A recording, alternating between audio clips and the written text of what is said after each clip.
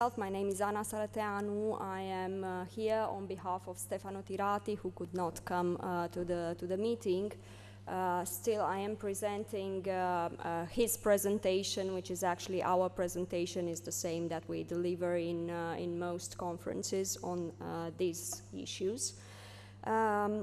I am a PhD student in law and economics, economic analysis of the law, actually, in University of Siena in Italy. I am working for CSCS, which is an Italian company, a private company. I have expertise in the area of entrepreneurship, business plan creation, internationalization, the innovation, networks of innovation, intelligence territory. It's something which is kind of connected to all that we are doing in CSCS on the entrepreneurship area. But I am also working on mobility. And I'm happy to be here with you. Oh, the presentation is ready. Almost. Okay. So I'm quite happy to be here with you and to talk about a few issues because starting from this morning, I heard a lot of speeches which were somehow turning around a lot of concepts which are somehow central, key concepts. We were talking about both Professor Ward and Professor Ionel were talking about the fact that we need to teach entrepreneurship, we need to give entrepreneurial skills, and this is probably one of the most important things that Thomas presented a few minutes ago about acquiring the entrepreneurial skills.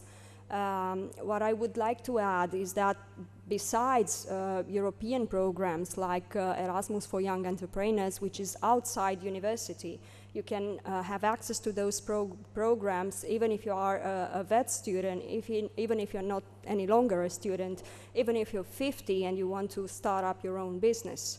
And this is something that universities could tell their students, because this is part of the career guidance somehow, even if it is not, it is giving information to the students on the fact that they could have mobility abroad, even with other programs which are not inside the university, which are not connected to university. And we were talking about a lot of skills that lack. We were talking about Romanian students, but not only. I kind of know Romanian students because I used to be a Romanian student, and then I've been to Italian universities, and I saw that some of the problems are quite the same. Sometimes the lack of language skills, and how can you solve this? Send them abroad, inside the university or outside the university. Just send them in the European voluntary service. This is not connected to university again, this is not connected to VET. But still, if they are below 30, just send them abroad and they will have to learn a language, at least English. It's important to have that, because then when they come back, some of the employers are asking for at least, probably not in UK, but in all other European countries, they are at least asking for English. And the situation, I can say, in Italy and Spain is quite dramatic when you are talking about language skills. So mobility could be really a solution for many of the problems, and it could be a cheap solution. Well, I will start the very presentation talking about the program that already has been introduced by Thomas Berger. Inter-Research, his organization, is already part of our network. It's one of the promoters, is one of the partners from the beginning of the project. Well, it is a project about cross-sectoral cooperation, which starts with involving not only universities. It's like a proposal not to look only in your own yard, but to open your mind to different sectors, which could be higher university, higher education, VET, non-formal education. Put them all together. They all have the same needs: languages, entrepreneurial skills, and a lot of the issues that we have been talking today. The idea of this project was to basically create an online open community of mobility coordinators in various institutions all around Europe. Therefore, we have members coming from higher education, we have members coming from VET, we have members coming from non-formal education all over Europe. They are all talking inside some thematic commissions, as Thomas was explaining about the peer learning, for instance.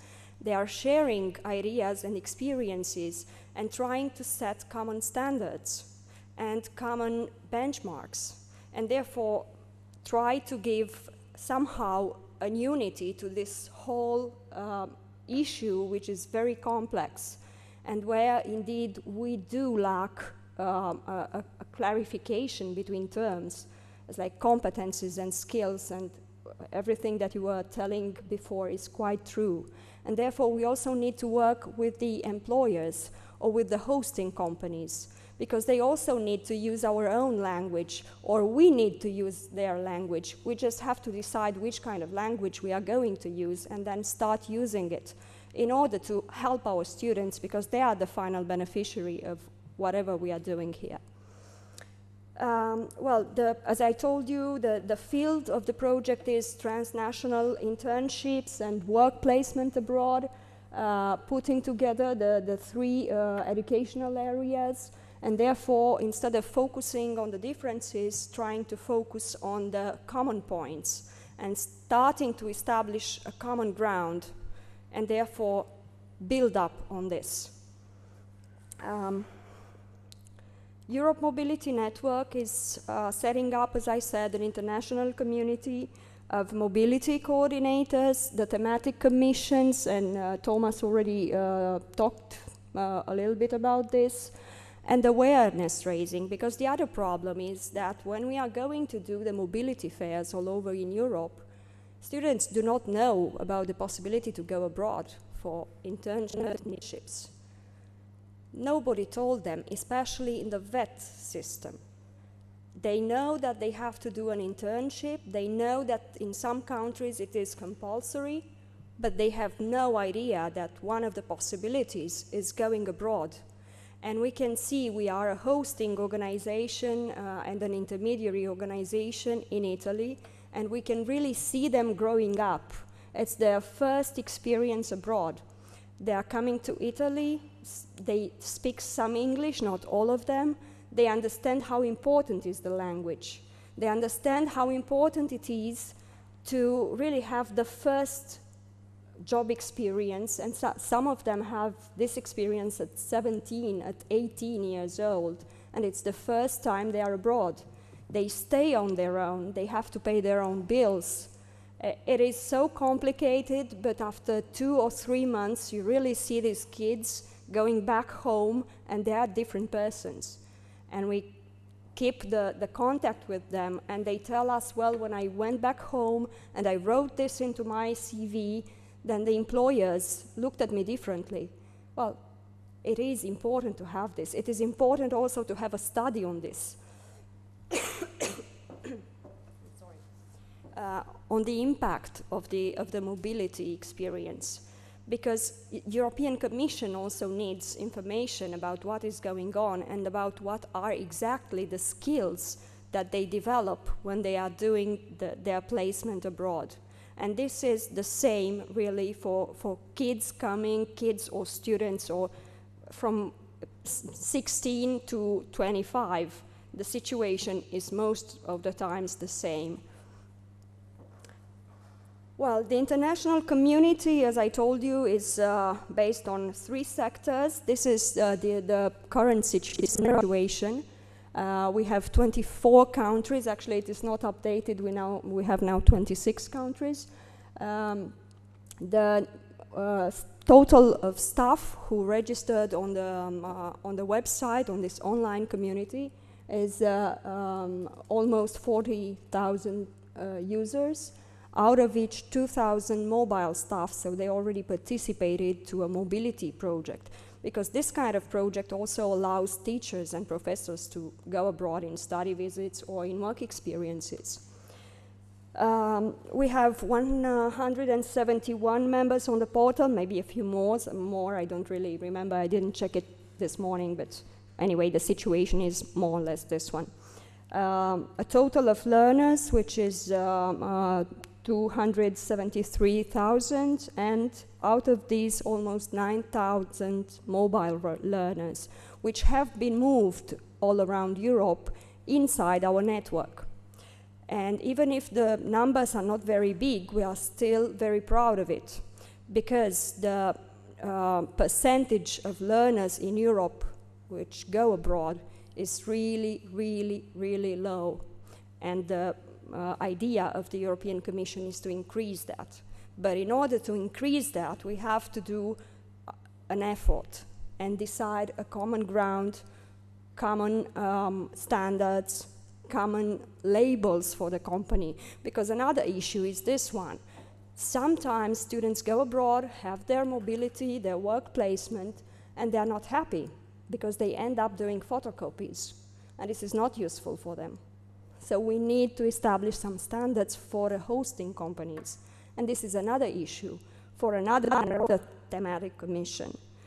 So, this is the profile that the person, now, he's a friend of ours, and he knows that I used his photo and his information.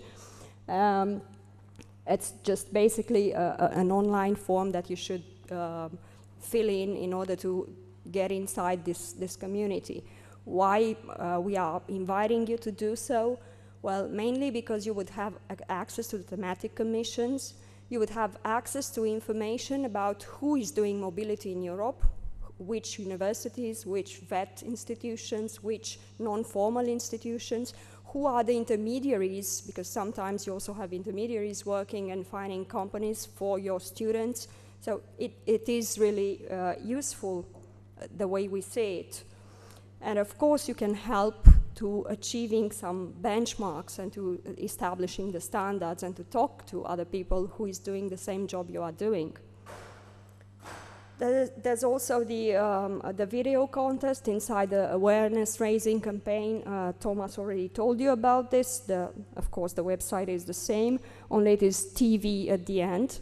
I also have some videos embedded, but I'm afraid they will not work, yeah, because we don't have internet access, but you can see them on the website.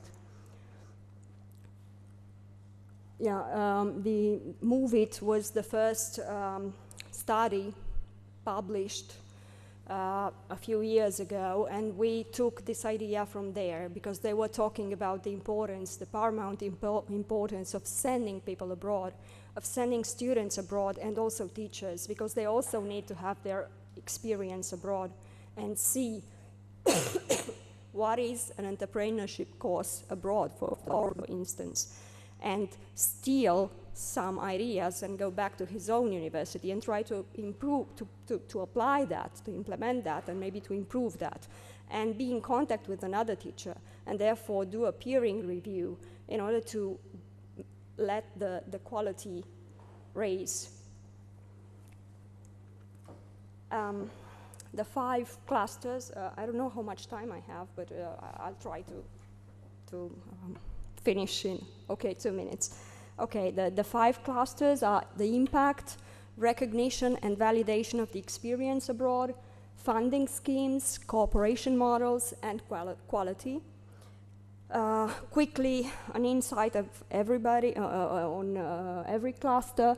So the impact, well, as I was saying, it is important to have some research about the impact of work placements abroad on learners, but also on host companies. So we are trying to do this, we are gathering some information, but of course, if this network is bigger, then we have more information, and therefore it is more relevant. So please, please, please come to our network. Well, recognition and validation, it is of course another thematic commission working with the recognition of the outcomes through acquired while doing mobility abroad. The funding schemes, well, we have worked for about a year, and now it is finally ready. the first funding scheme developed by the Banca Piacenza in Italy for mobility. So it is a loan that is granted to students going in mobility abroad. And this is a different product. It is a product for students going abroad for mobility. They can be vet students, they can be higher education students or whatever. They have special conditions.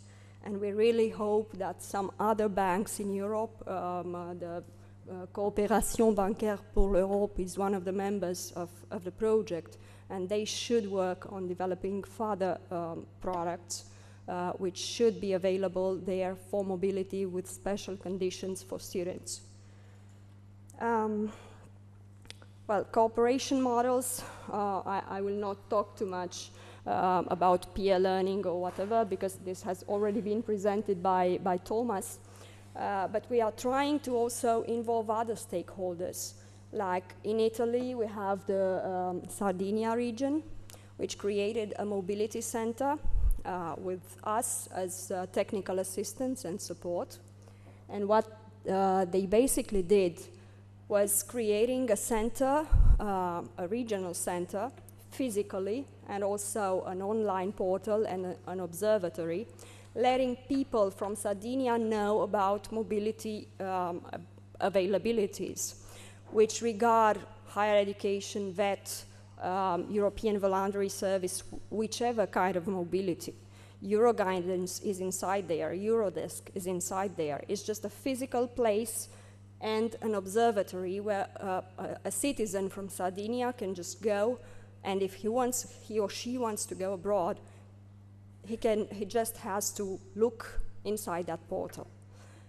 And we think that it is quite important. We are trying to also establish other centers and to involve other stakeholders in different regions in Italy, and not only, probably in Europe, on the same model. Well, I'm almost at the end. Quality is another issue, of course. We need a quality chart, we need a benchmarking tool for mobility coordinators, we need some quality standards for this is another video which will not work, but also for the hosting companies, as I was saying. So the idea is to establish quality standards on each and every level, sending and receiving organizations. Do I still have time? No. Okay. Never mind. It was a quick presentation of the benchmarking club as Thomas was presenting the other toolboxes, and this would be the steps. It's like you plan your mobility abroad, you implement it, you evaluate, you review it in order to grow. Each mobility experience done by a mobility coordinator would help him grow and acquire more information on that and share it with the peers.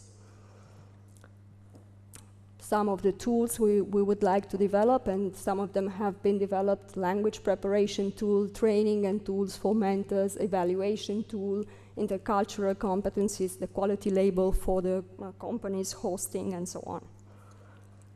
Okay, I will just stop here and thank you for your patience. And I'm open to questions and comments, and please.